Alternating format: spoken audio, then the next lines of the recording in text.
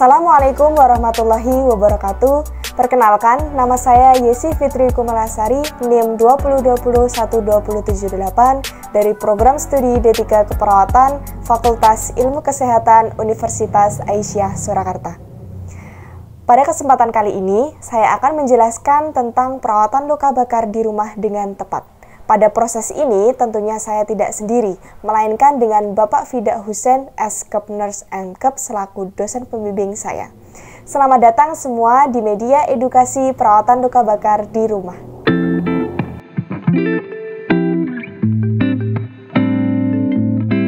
Apa yang dimaksud luka bakar? Luka bakar merupakan luka atau cedera yang terjadi pada permukaan tubuh yang disebabkan oleh panas api, cairan panas, atau bahan kimia baik secara langsung maupun tidak langsung. Kerusakan jaringan yang disebabkan api lebih berat dibandingkan air panas. Lama kontak jaringan dengan sumber panas menentukan luas kedalaman yang dimana sangat menentukan lama proses penyembuhannya. Berikut ada beberapa penyebab dari luka bakar.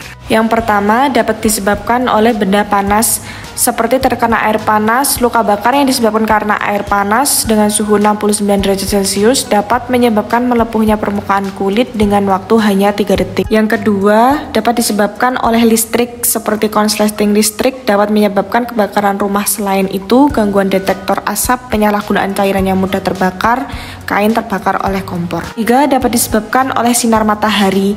Kulit terbakar matahari terjadi ketika seseorang berjemur terlalu lama di bawah paparan sinar matahari, menyebabkan kulit menghitam, mengelupas, dan rasa perih di kulit. Yang keempat disebabkan karena bahan kimia. Luka bakar kimiawi adalah suatu kondisi kerusakan akibat kontak dengan bahan kimia tertentu seperti produk pemutih, pembersih toilet, atau bahkan pencair cat.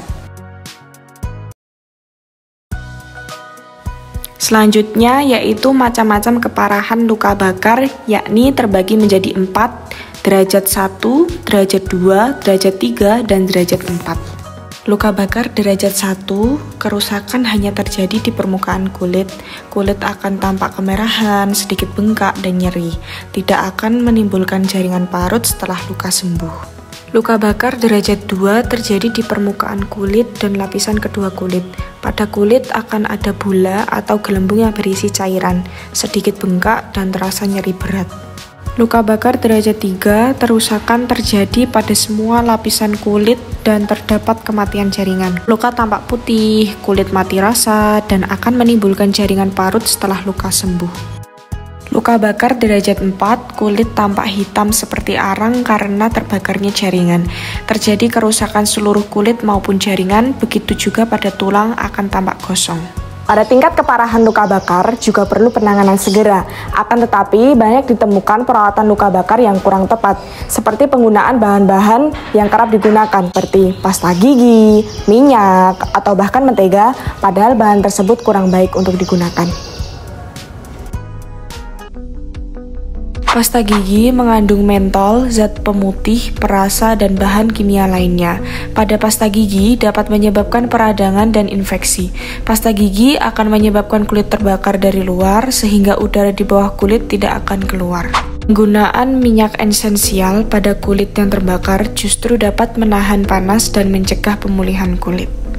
Mentega dapat memerangkap panas pada area kulit dan memperlambat proses pemulihan. Selain itu, mentega tidak steril sehingga dapat memicu infeksi pada area kulit yang terluka. Dan penggunaan putih telur mentah juga tidak dianjurkan karena dapat meningkatkan risiko infeksi pada luka. Hal yang perlu dilakukan ketika kulit melepuh akibat terkena benda panas seperti terkena minyak panas, terkena air panas, terkena knalpot, sebelum melakukan perawatan luka, perlu menyiapkan alat dan bahan. Yang pertama, air mengalir, yang kedua sedia handuk atau kain bersih, yang ketiga salep, yang keempat kasa dan plester. Sebelum melakukan perawatan luka, singkirkan baju, perhiasan, dan benda-benda lain yang membuat efek mengikat, karena jaringan yang terkena luka bakar akan segera menjadi edema atau bengkak. Jika korban masih dalam keadaan terbakar, padamkan api menggunakan karpet, kain basah, atau bahan lain yang dapat memadamkan api secepat mungkin. Siram bagian luka yang terbakar dengan air mengalir selama 5-10 menit. Dilakukan sampai rasa sakit menghilang. Jangan memberikan kompres dengan air dingin atau air es karena dapat menyebabkan luka yang lebih dalam. Selain diberikan air mengalir, bisa juga merendam luka ke dalam wadah yang berisi air dengan suhu normal 25-32 derajat Celcius selama 5-10 menit. Keringkan luka menggunakan handuk bersih atau bahan lain yang lembut, tidak menggunakan bahan yang mudah rontok seperti kapas atau kapuk.